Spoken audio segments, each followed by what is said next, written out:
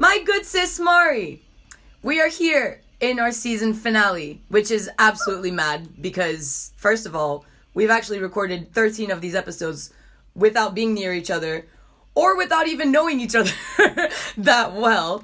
But it's all very exciting, and it's especially more exciting to be finishing the season with our guest this evening, or rather like today for you, Dr. Moss, because, you know, time difference. Yeah.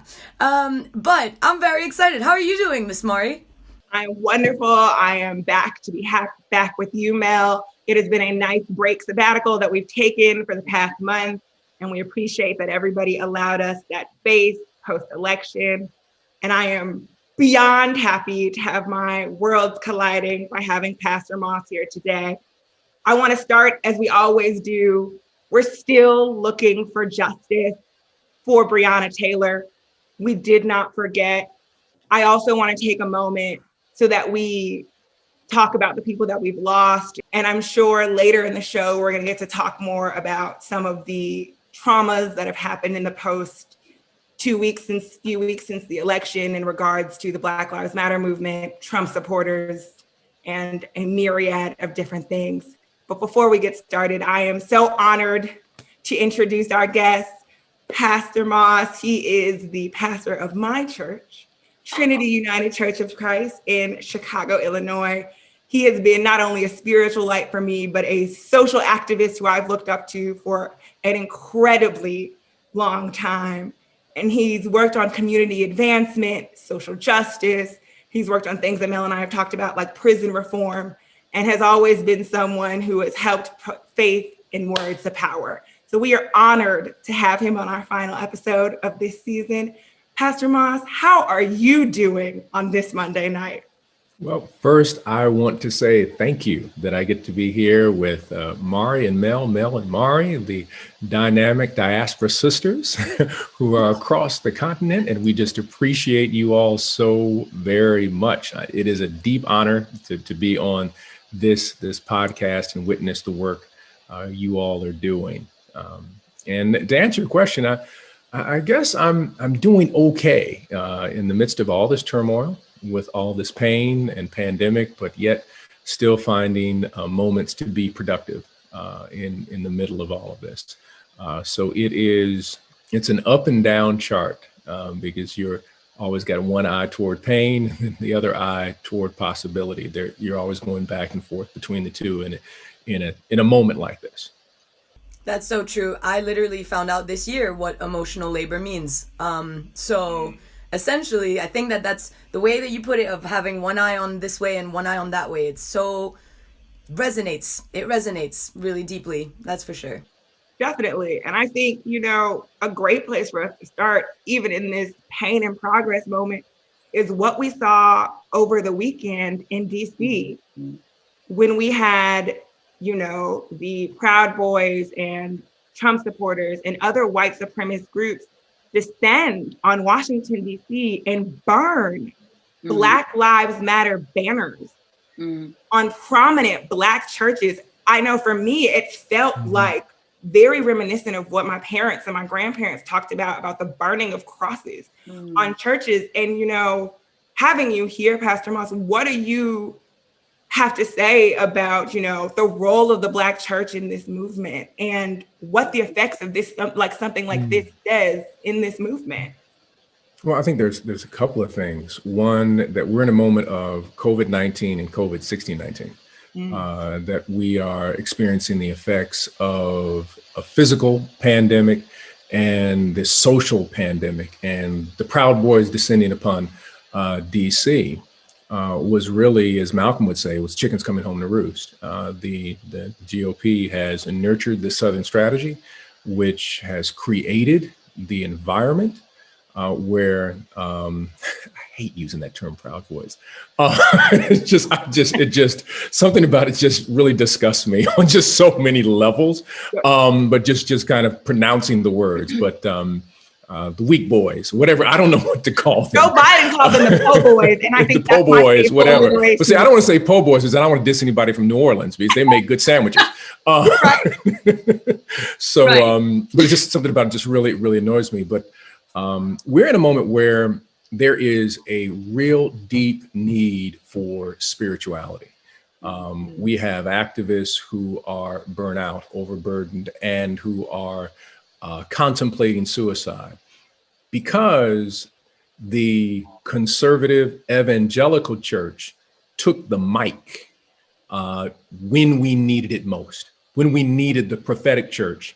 The white evangelicals took the mic. They took and led many, I don't want to say many, but they led a group of churches to bow down to the altar of, church management and church expansion and this kind of conservative white evangelicalism. And there were some churches who just were not ready. But then there was this other group of faith communities that have been at the center, a part of supporting the Black Lives Matter movement from the beginning, because even one of the organizers is a student of Black theology.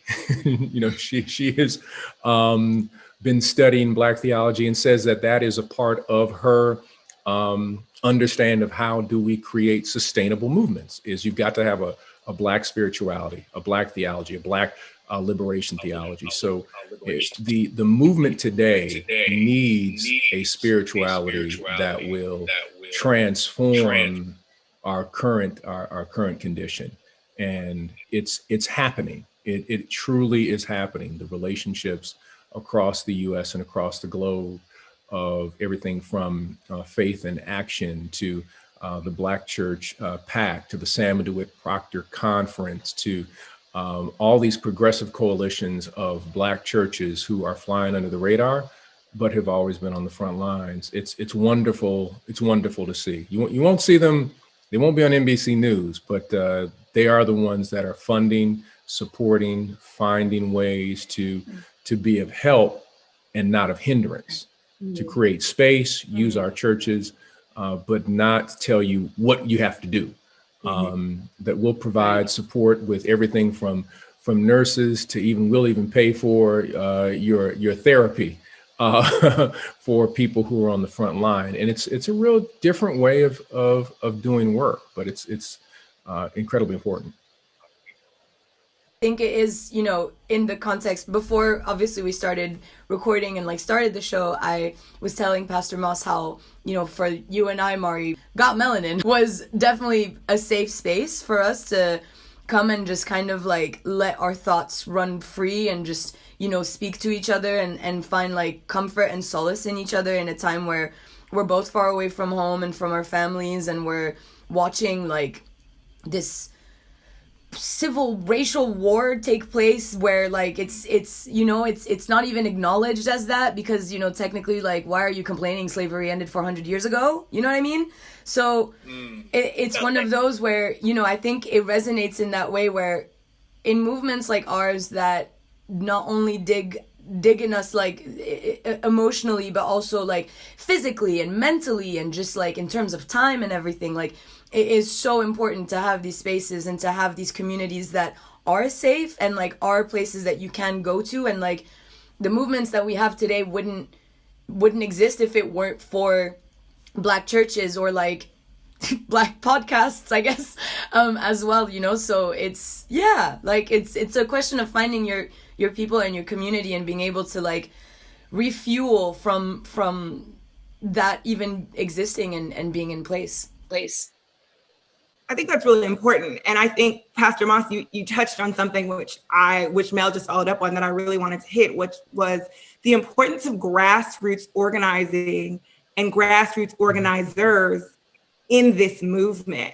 Mel and I have talked a lot over these 13 episodes about the people that have been in the Black community since before we started this conversation. We know Black Lives Matter, the organization, started with the murder of Trayvon Martin. We're at 10 years for that mark at this point, and we're just starting to hear about or read being told about these organizations and these people who have been in this fight for a long time. And I think with this election, we found out that, grassroots organizers were really at the forefront of how we galvanize the Black vote along with the Black church. And I think right now, there's a big debate as the new administration is coming into office about where Black people should be putting their importance when it comes to policy making. And, there is this debate about should we be focusing on our energy on the trust in the COVID-19 vaccine or the ways in which we can end prison reform. And, I would be intrigued to ask you, Pastor Moss, as somebody who has a pulse and an ear in the Black community, especially in a place like Chicago that is so often talked about with disparaging remarks, where do you feel like we should be putting our energy when we're talking about the next level of this movement, which I know Mel and I both agree is at a policy level? Well, I like to use the term, one, holistic and reimagining public health, and not see reform or criminal justice engagement as simply reform and policy, but how do we reimagine? And I think that's what defund the police movement is about a reimagination, but it has to be holistic, meaning that we have to have an economic, a progressive economic agenda. We have to have an environmental agenda. We have to have a justice agenda. We have to have a social and educational agenda wrapped around spiritual values. And when I say spiritual values, I'm not talking about you going to church or mosque or the synagogue. I'm saying that there has to be transcendent values of love, of justice, of compassion, of recognizing the connections between human beings. And how do we create the greatest good, the common good for us all? So I'll use an example in Chicago.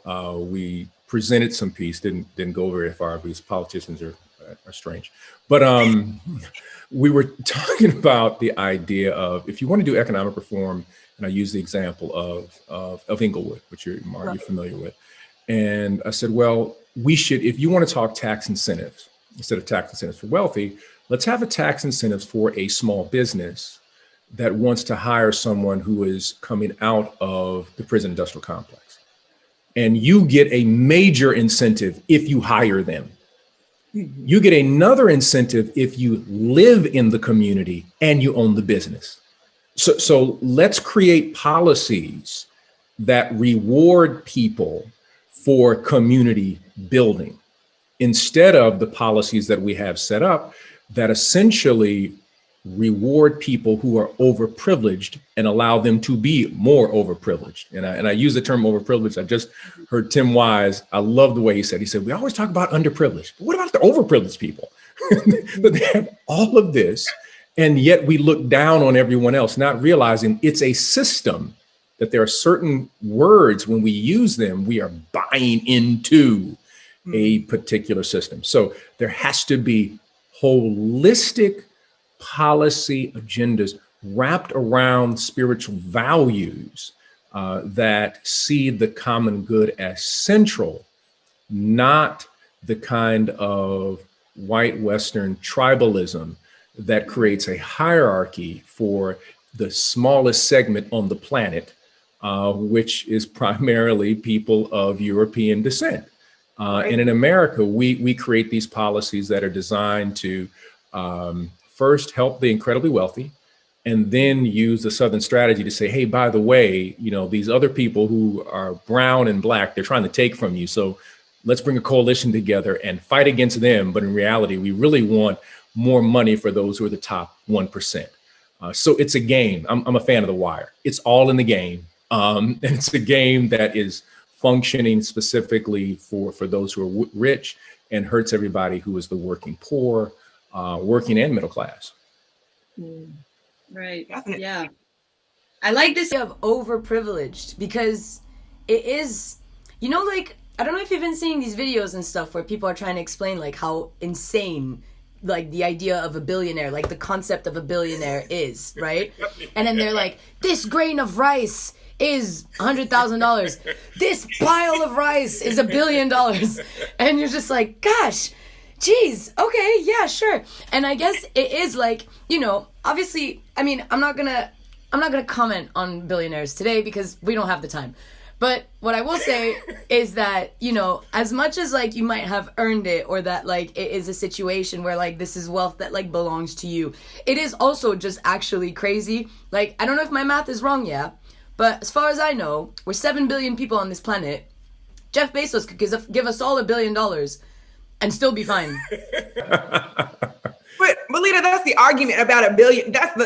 And I think that Pastor Moss commenting on the system is exactly it. To become a billionaire, you had to game the system. You had to actively say, I am going to exploit my workers to the point in which I am the only person who is creating financial gain. And that takes me back to a lot of conversations that Mel and I have had about the 13th Amendment, right? And how we even got to a prison industrial complex. We talk a lot, or people love to talk a lot about forget slavery, not 9/11, but forget slavery.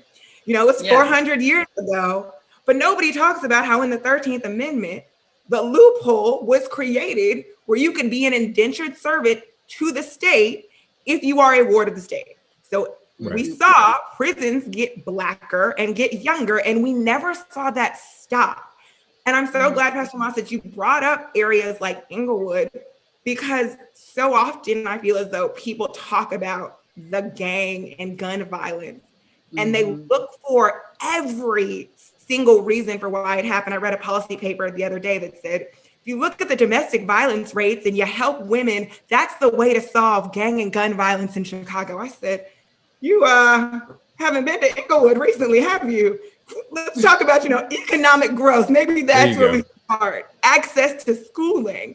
But I would love to hear you as somebody who works in these communities, who's talked to these people. What do you say to people who say things like that? Because Chicago's not the only area where people are having that conversation. It's not rocket science. It's amazing to me that people come up with all of these other ideas of why we can't do things. Jobs are one of the best ways to stop a bullet. All the research from the most conservative. Here's the thing about Inglewood. Here's the thing about Roseland. Here's all the communities that you want to deal with in Chicago, here on the west side. Yeah.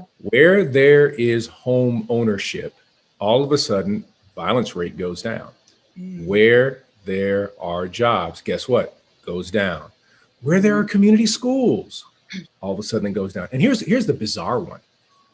Where there are community gardens, the violence rate goes down. Where there are engaged churches, violence rate goes down. So if you string all those things together, let's get people in homes that they can afford, by the way, and keep, and not be, and there's a whole structure around that. Let's create community schools, and let's pay teachers. I always felt that teachers should be paid at the salary rate that doctors are. They're essential workers. So let's imagine if teachers started at 120 coming out the box. Imagine the competition to just be. But here's the thing: not every school system would pay them at a 120. You get 120 if you start in Inglewood. You get 75 if you go over the north side. So we start you at the highest rate in the area that needs it. The military does this all the time. They say, if you go to Afghanistan, we will pay you 3 times the amount because we need you not to fight. We need you to build bridges. We need you specifically to do medical work. So we begin with a holistic approach. We take the areas in Inglewood that have been taken over by some great sisters who've done work around creating gardens. They found out that when you create a garden, a community garden, people get to know each other, and all of a sudden this becomes their turf. No, you're not going to do this on our turf because you are not going to mess up my greens, boy. I planted these. And so it creates a completely different engagement. And so we take this community approach of engagement and we create policy around it. It's not rocket science. And you empower people in the process. You then connect them with a trusted institution. There are some wonderful small storefront churches that do incredible work. There's something that a lot of people have never heard of. I'm going to share with them podcast. It's called The Shed. The Shed is a thing that's been happening across the country in Black churches. Primarily, it's young musicians who are mentoring each other. and in small storefront churches. Some of your best musicians, many of them who play backup for Beyonce and Jay-Z, started out in sheds.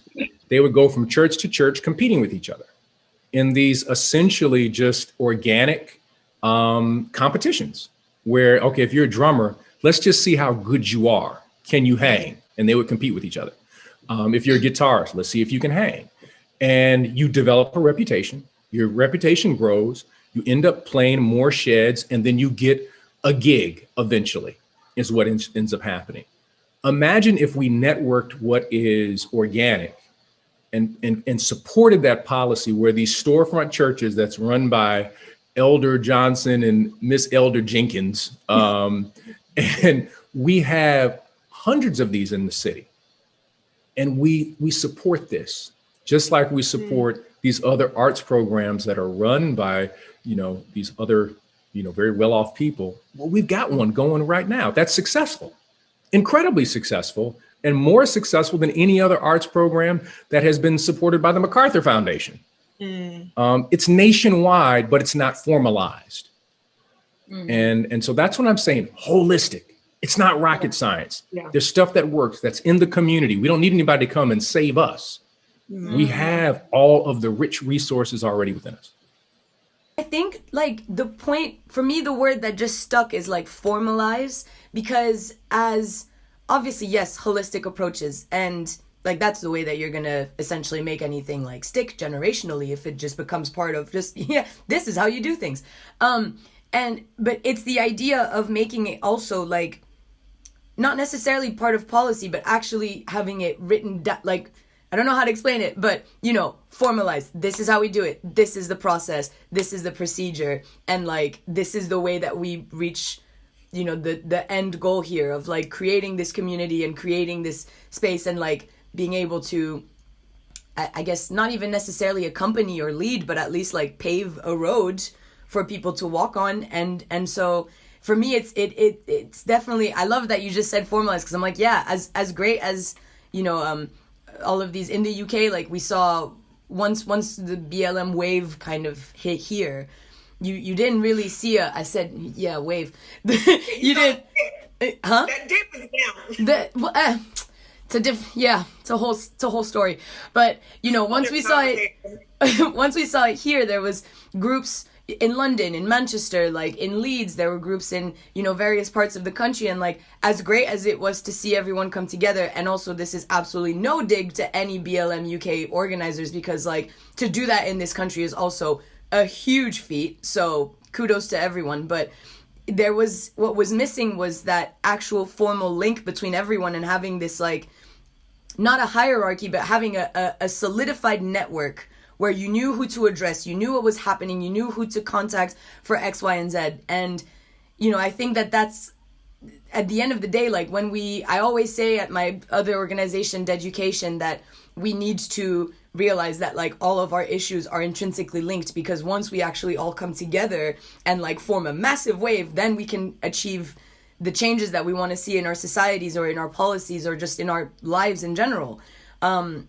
So I don't know. I just love that you said formalize, because as great as like grassroots initiative is and holistic approaches are, I completely agree. If you don't have like a blueprint, then it can go haywire pretty quickly. Was that the right term? I don't know. Yes. English second language. We know. It's okay. You were right. Okay. No, I think you made a fair point. And I think that actually leads me to something that I've been thinking a lot about since I was reading earlier today about the leaked audio from the Joe Biden, Kamala Harris meeting with the civil rights leaders and what they weren't doing, what they will. You know what? I'm still reading all of it, and it's too much for me to get into here. But it did raise the question that we've had a few times on this show, Mel, about gatekeeping and about the way that gatekeeping plays a role, specifically in the Black community, in regards to community activism and the ways in which Black people vote or Black people move or create initiatives. And I think, Pastor Moss, you just alluded to the shed and wonderful options like the community garden, in which these are people who are working within their communities. But I feel like sometimes community organizers, especially in Mel and I's age group, who are young and new to the game and who have ideas, who definitely need to learn from our elders. There's no question that we have to know our history to be able to move forward. But I do feel like sometimes we are met with resistance. Even if you think about a defund the police topic, we are met with resistance because it was not said in a way in which was appealing to somebody who on the hierarchy had more clout than or it's been twisted by someone who's got more or clout. it's been twisted by somebody who had more clout than we do. That's very true. And what would you say? Because I know there are a lot of young activists and young people in the Trinity community who are doing wonderful things, and who I know you work with. What do you say to people in those age groups who are starting to maybe run into situations like that? You've raised a great point. You really do, because there is really a language and translation and it's a language and translation issue. So it would be similar if we're having a conversation with someone who speaks Spanish. I'm not a Spanish speaker. I've only taken Spanish 1, and I'm like looking at a book the entire time. Hola, I'm just trying to talk to the person, and like, no, you don't quite pronounce it that way. And we take so much time, and what we don't realize is that generations speak different languages. Yeah. And you have to have either a person in the room who is a designated translator, or somebody has to spend time understanding the nuances of the language. And I had this conversation. I was on a program with someone from a different generation who, they were all in against defund the police. And I kept correcting the person nicely. I was not, because this was an elder. I was trying to be really nudging so the audience would understand that you want to reimagine what this is going to be, because the person's like, I want to be able to call 911. I was like, you'll be able to call 911 because we're going to reimagine what this is going to be. And I realized it was a pure language issue. There was, once I gave the points of what the goal was, this elder was all in, completely all in, but she didn't understand the language. And so it had to be, the best way to put it is this way. I'm a preacher, so I got to give a story. So there's a gentleman by the name of John Kinney. John Kinney tells this wonderful story about his grandmother who she lived in the country. She was a rural lady. And many times they would go out and they would, they would kill some food. It might be deer, whatever it was. They were going to go out there and they're going to kill the food and they're going to make it. And he's coming from the city. He's like, Grandma, I don't want to eat any of that food. I don't like that. And she would always say, oh, baby, don't worry. I'm gonna make you a hamburger. And he was so excited. But what he didn't realize is that his grandmother was making the hamburger from the meat that they just went and killed. And he said, my grandmother was a genius of translation. She knew how to put the meat on my plate in a way that I recognized it. And if she had placed it the way she gave it to my uncle, I would have been angry the entire time. But once I finished it, and then she said, baby, did you know what you ate? You ate a deer. And he was he was like, what? Well, give me another one then. Just like after he finished it. And so I think that we have to have some of that wisdom too. That are we willing? Do we want coalitions of people who will join us in the fight, or are we so fundamentalist that we say that I can only use this language right now, and I will not translate for you until you understand? Well, I only took Spanish 1. I don't. I can't read. Marquez in Spanish yet. I need the translation. I just do. Right. And I think that is, I think, for this generation and for the older generation, they have to say, please translate for me. I need help understanding what you're saying, because I come from a generation where this means this.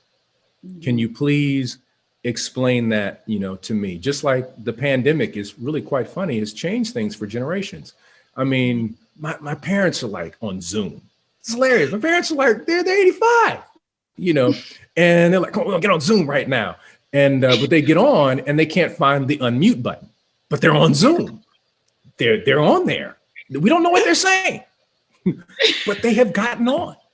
And then their great grandchild, Nikayla, who's named after Michaela, my daughter, my brother's grandchild, and she comes on and says, "The grandma's right here," boop, you know, and so she does the translation. You know, she helps them along. So we have to have, if we're going to be the kind of, and I say the spiritual values, if we value each other, we then value our elders and realize there's some things that they don't know. If we value our elders and value ourselves, then we realize, you know what, there's some things that we don't know. So we reconcile to each other in the process. I think you make a really great point, obviously. But also, you know, it is, I've spoken about this before on the podcast as well, with Mari and with our other guests, that it's not been a specifically like easy time with my, not necessarily just my father, but that like we've had some very deep conversations, him being like a white Frenchman and me not being a white Frenchman. So like it, you know, even in that respect, like there has been educating conversations in both directions in terms of also me understanding the perspective that like he would have, or that he would kind of like bring up just to, I don't know, we love to debate. We're both Sagittariuses, like it's heated often, but it's good heat, you know what I'm saying? It's like teachable heat.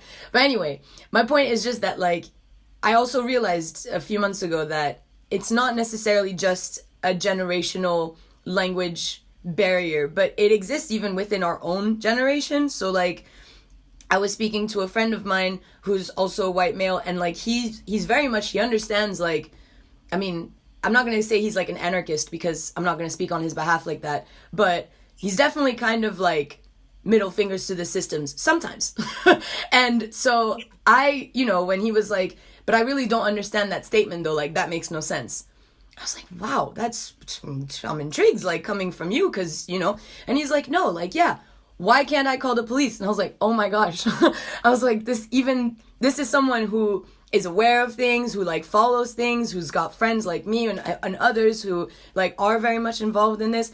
And this is still someone who like didn't fully understand the gist of what that statement meant. And so I think it is, you know, it's a time to, especially with the pandemic and that we're all stuck at home and, you know, I mean, not stuck at home. Sorry, let me change the language. We're all safe at home and like, we're all grateful to be safe at home. But that just means we have a lot more time to educate ourselves and to like learn about these things and to have these conversations. And I think a lot of people don't necessarily, you know, the same way that like, I know a lot of Catholics that don't go to church because it's like, I can't, there's just too much, it's a lot. Like, it's because the idea of having to learn these, to like change our way of thinking, of potentially having to change our way of thinking is way stranger than just going with the status quo, even if it doesn't make sense.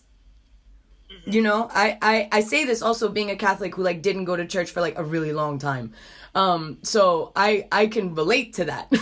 And so I think that that's kind of, you know, what this year has taught us, if anything, is that we've been talking at each other. Everyone's been saying their points. Everyone's been saying what they need to say, but no one's been listening. And we've been put in a position where we have to listen. And once that happened, like, you couldn't go back. Like, Mel, that's where I was going to take it from what Pastor Moss said, which was we had this large summer of activism, right? We talked about the 18 countries that protested in the streets, and everybody was out for everything. And, you know, everyone bought every book off the shelf. If I hadn't gone to Silver Room in Hyde Park, I wouldn't have Ibram X. Kendi's book. So, you know, everybody was just on their learning, teachable moment. Yeah. But we saw in that election, 55% of white women still voted for Donald Trump. We still see, you know, the Proud Boys, Po' Boys, unproud people, whoever they are to us, the white supremacists in the streets taking up tons of space. We've heard a lot of allies do activism on their podcasts or on their YouTube channel or on their Instagram. But when it wasn't cool anymore, when it wasn't the hot flavor of the day, now that we're not for non-Black people, you can change. You don't have to deal with the things that we deal with because the color of your skin does not allow you to be in that space. And so, Pastor Moss, people have talked a lot about, you even touched on, we can do all of these things for ourselves because we have the people in the community who can help advance us. But what do we say in the conversation about allyship, and what is the role of people who aren't Black, who are, some are wishy-washy, but some are all in about being a part of this movement? How do we have that conversation with them? Wow. I don't want allies. I want accomplices. Wait. Allies are like a treaty, and I can pull out of treaties. It's not convenient for me right now. But an accomplice means that you are in on this work, that you're going to suffer in this work, and you're going to express joy in this work. Meaning that when we stand before a judge, guess what? We're all going to jail. And when somebody comes to pay bail, we all get out. Allies don't necessarily do that. Right. That's a good start. It's a good start to be an ally. That's the treaty. We had the treaty, and you're a part of the treaty. But as we have seen with what COVID-45 has done, you can pull out of Paris agreements because we're allies. We're not accomplices. We can easily pull out of things. So I think that there needs to be a conversation on what does it mean to be an accomplice? What does it mean to give up your whiteness? And I borrow from Jim Wallace on this, who was the founder of the Sojourners community in Washington, D.C., and real progressive faith community. And he's Scottish ethnicity. And he says, in the United States, I didn't realize how much whiteness was a privilege until I went to Europe. Because when I flew to Europe, they never asked me if I was white. They wanted to know if I was Scottish. That I picked up, it was raising a question of ethnicity. In the US, I am white until all the Black people leave the room. Then we start discussing ethnicity again. And we do it unconsciously. And an ally can pull out of the treaty when they choose not to be an ethnicity and go back to whiteness. There's nothing wrong with ethnicity. Ethnicity is great. The whiteness issue is a challenge, the social construction of it, and how it creates not only hierarchy and oppression and all of these things, but it's specifically designed in opposition to Blackness.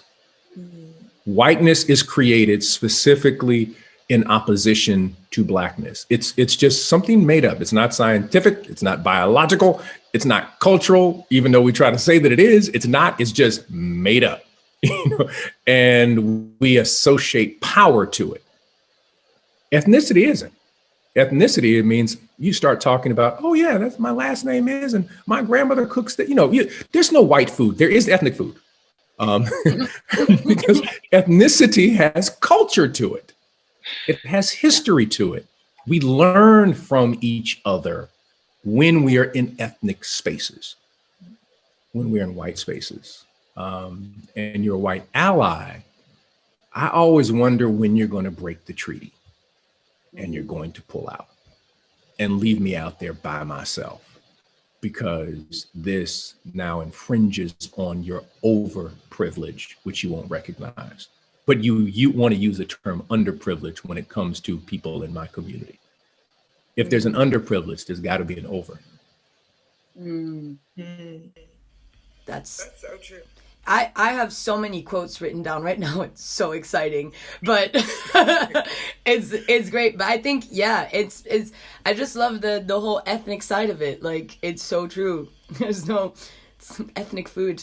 I don't know why, but I immediately thought of like Ethiopian food. I don't know why. But I just immediately. I had Ethiopian food before this. Just had that before this. Yes. So come through with the Ethiopian food.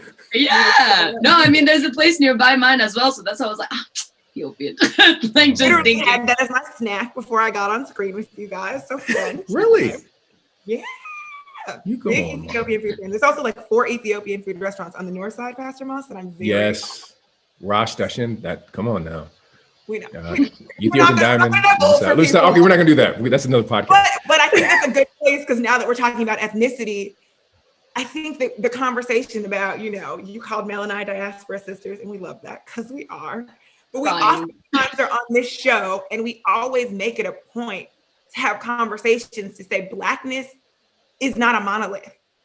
And whether that's us specifically talking about Blackness in the United States, like being from Chicago versus being from New York versus being from LA, are not a monolith, but also Blackness across the globe is not a monolith. And I think one of the good things that we did see come about from the way that the Black Lives Matter movement manifested in the US was we did see other countries start to feel like they could speak up for themselves. I think about, the End SARS movement.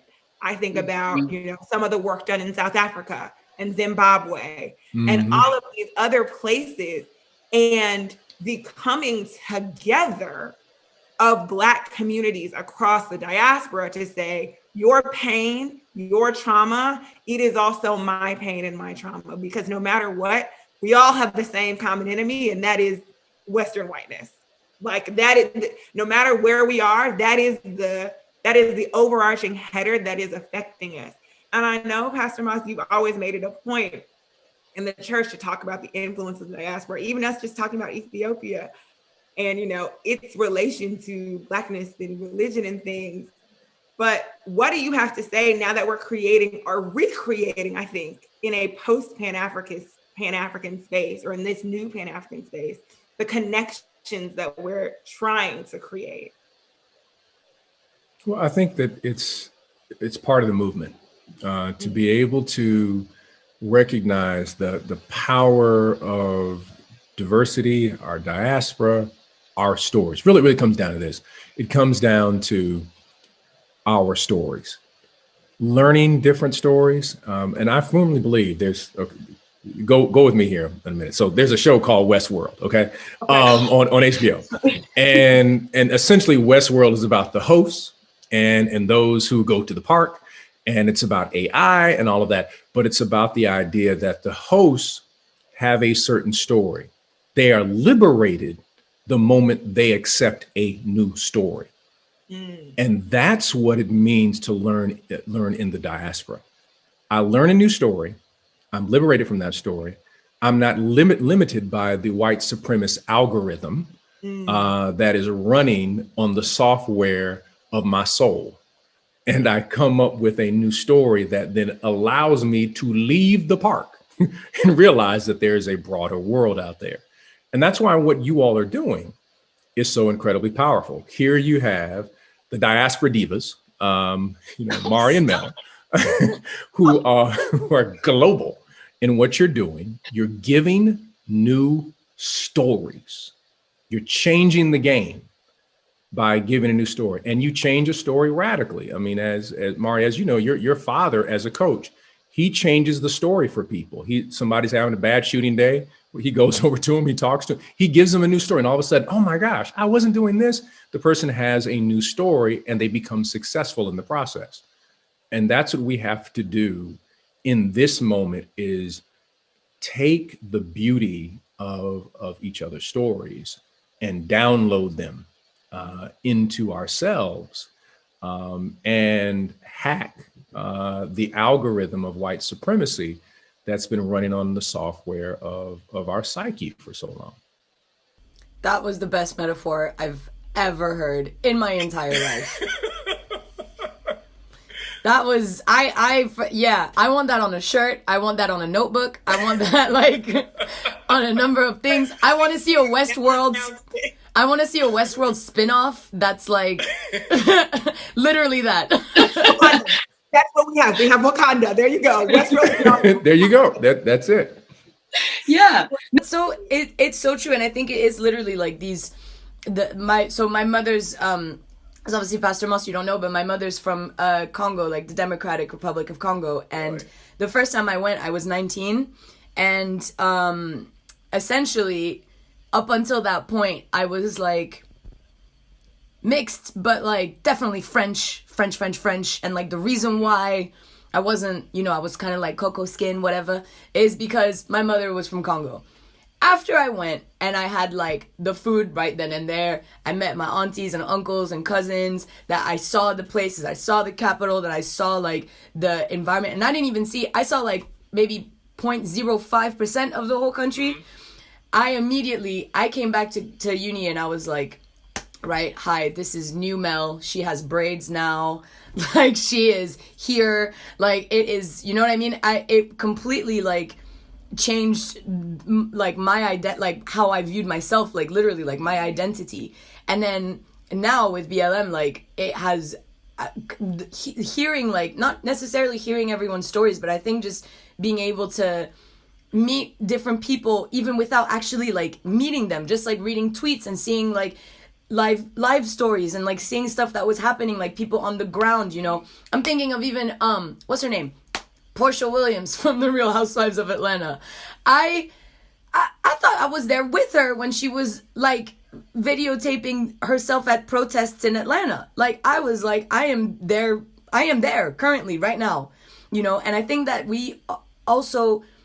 I think that part of why this movement, not this time around, but at least like this summer, it was so visceral, and it really got into everyone's minds, was like, one, we'd all been at home for the better part of like 3 months. And then secondly, just the fact that we have the technology that we do today to be able to connect with people like that across the world so quickly. The fact that we were able to call out almost immediately the Nigerian government with what was happening on the Lekki toll bridge. We wouldn't have been able to do that before. Like, the fact that people are saying, like, Congo is bleeding, like, there is a serious crisis going on over there. That crisis has been going on for decades. But it's being known now because people can film it and broadcast it and share it worldwide. And so I think that it is, I'm dead serious when I say I want to see a Westworld spinoff like this, because you could we are currently, like, living it, we are dismantling ourselves from that algorithm that you speak of, through also just like this new and emerging technology and the fact that we can all connect like this. So yeah, that was a great metaphor. I'm a big fan. Thank you. Thinking about, you mentioned the Congo. There's an interesting story in reference to technology around the Congo, an experience we have. Mara, you may remember, it was like some years ago that I ended a sermon talking about the history of the Congo.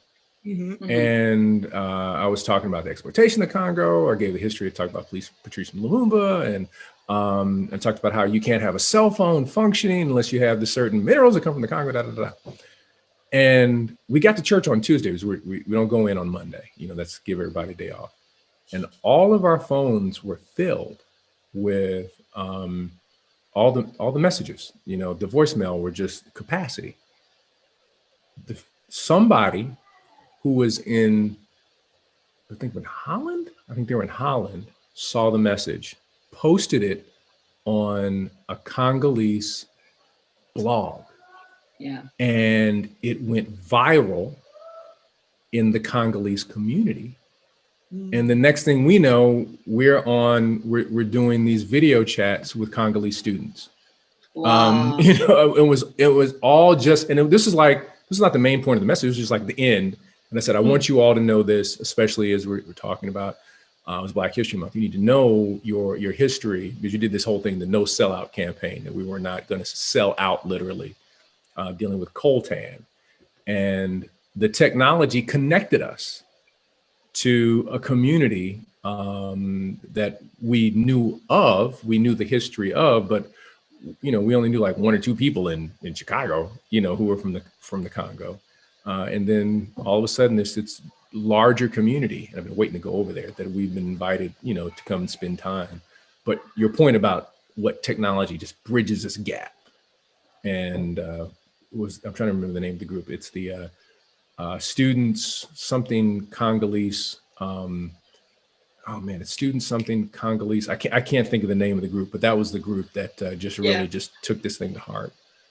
Yeah, I'm sure I've got a cousin or someone who knows someone from there. So I'm pretty sure. Everybody's related somehow, and this is a perfect example. Yeah, because all Africans come from the same hut. You know what I'm saying? So yeah. Africa's not a continent, Mel. You haven't read the blog. It's a country. Right. It's a country. I keep forgetting. But sadly, we're coming towards the end of our program, and now I'm really upset because this has been one of the best conversations we've had, period. And and I would be remiss if I didn't get some hopeful bits put in towards the end. And so, Pastor Moss, I guess the way we would love to close it is, where do we go from here? After this year of 2020, people truly, I feel like, have lost faith to a certain extent, and they're fearful of what is to come in the next year or so, whether that's people fearful from these conspiracy theories about the vaccine, or will the administration be able to help with Black issues or student loans, or a myriad of different things that seem to be plaguing our society. How do we keep the faith, or where do we find our faith as we start to move into this new year? You know, it's interesting that I see the Spirit moving in moments like this. I had a conversation with my father and several other elders, and I was having conversation about some of the same things that you were talking about, where do we find hope and all that. And it was interesting that he helped frame this for me. He said, now, Otis, now remember what our ancestors experienced. Are you trying to compare the pandemic to the Middle Passage? He said, are you trying to compare the comforts of your Zoom and your cell phone to Reconstruction and the Red Summer? He said, the beauty of our people is that we have the ability to play the blues and at the same time see the good news or the gospel at the same time. Because the music of the blues and the gospel are the exact same chords. There's no difference. It's just the lyrics you put on top of it that determines whether you will have existential pain or eschatological hope. It's just two of the two things, but they all come from the same source. And that's what we have to recognize in this moment, is that what are we being called to? White supremacy is giving its last breath. That's why it's making so much noise. It's terrified. We should be excited that it's terrified.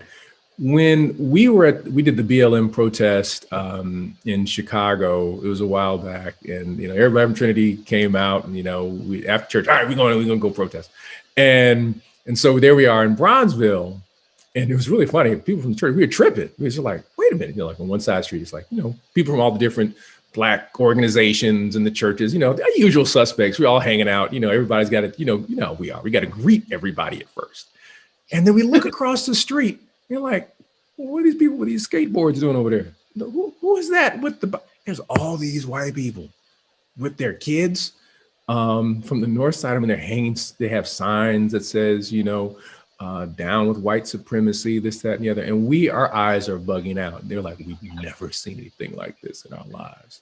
Said, people who are overprivileged are coming out here to put their privilege on the line. And so as we were walking in the protest, making our way over to the park, and it was organized by Black folks. So at the front of the line, you had Black, but I'm next to my friend Rami Nashashibi, Muslim, Palestinian. Rami is next to a rabbi. The rabbi is next to a congregational minister who is a woman. And I'm like looking at this tapestry, this straight jazz narrative of what God is doing, taking all of these groups of people who normally society wants people to be at odds in a hierarchy. And here we were all going in the same direction. And then we turned around and we said, look, all the white people are behind us. so that was just really cracking me up. But, I have a particular sense of humor around stuff. And I'm looking at all of these white families who, among all these Black folk in Bronzeville, for those who don't know, Bronzeville is the traditional African-American migration neighborhood of Chicago. That's where Black people moved to. That's why it's called Bronzeville, because a lot of people who look bronze live in Bronzeville. And I said that this is a moment of American jazz. Jazz is a music that taught America about democracy before democracy was even fully realized. Because in jazz music, the drum and the bass and the saxophone and the piano all play together, though they're not supposed to. Saxophones are for marching bands. The piano is from traditional European classical. Drums are to be played in a particular way, but not in polysyncopated rhythms that come out of the African tradition. And the bass should be played with a bow, not with your fingers. And everyone in jazz has the right to solo, express their particular cultural narrative. And that's what this movement has been teaching, not only America, but the world. That whether you are a woman, whether you have a different orientation, whether you are a person that comes out of the Abrahamic tradition, whether you are a Buddhist, whether you are Yoruba, you have the right to solo, whether you are Asian or agnostic, Lutheran or Latino. It doesn't make a difference if you're queer or Quaker. You have the right to solo in this movement, meaning that you can be a part of the band, and that is true democracy. And that's what this movement is attempting to do. And it's been attempting to do it since 1619. Black folk have always been teaching Western society what it means to be in a jazz band and not a classical orchestra. Because a classical orchestra needs a conductor and a composer. A jazz band, everybody has the right to bring something new to the table. And that's where we have to go. That is the hope. That is where we have to focus. Do you have the right to bring some chords in this movement? And I say the answer is yes. That was stunning. Can I just call you every week and we just have like a chat? Because tune into church like I do every Sunday. This is my Sunday activity. I can't do a live stream because I'm gonna be the one that pauses it and goes, but Pastor Moss, like it's not. I will be spamming comments if I'm out here trying to like do this. No, I couldn't. Literally, first of all, I didn't even know jazz was that. So that is something new to learn of the creation of jazz. But I think you're entirely right, and like we've consistently said on this podcast, I consistently say in my life that all of our fights, all of our issues are linked, and that if we actually band together, then we can overcome. And I think in particular, especially from like a spiritual side, it's entirely true. Like that spirit, that faith that you hold, it's not it's not singular to Catholicism, it's not singular to Judaism, it's not singular to Quakerism. It's not singular to anyone or anything. Atheists are spiritual. In a way, you know what I mean? If you believe in karma, technically you're spiritual. But if you believe in love, you're spiritual. Because you can't hold it, you can't keep it. You don't, where does it exist? And you will just argue all day long. Well, does someone love you because of what they do for you? No, it's not that. It's something deeper. I can't explain it. You take a leap of faith if you believe in love. That's, yeah. That was the bar that we needed. That was it. Pastor Moss, thank you so much for coming on our show. It was an absolute delight to be with the Diaspora Divas. So it was just absolutely awesome. We have no words. And to everybody that's been listening with us for the past 13 episodes, thank you. Thank you for letting us come into your lives, for letting us come into your homes. We do not take it for granted at all. We do have some election updates. If you are in Georgia, do not forget to vote. We are counting on you. We did not forget you. Thank you for getting us to where we are. Keep going. Like we always say, this is a movement, not a moment. You may be resting during this festive period, but remember, when we get back up again, we have to keep going. We have to continue to be resilient and keep fighting for what we want. We've heard so much important stuff said today and over the past 13 episodes. Take time to really internalize it. Take time to think about how it affects your life, and think about the person next to you every time you step into this fight. This has been an immense pleasure. And thank you, everyone, for coming to Got Melanin.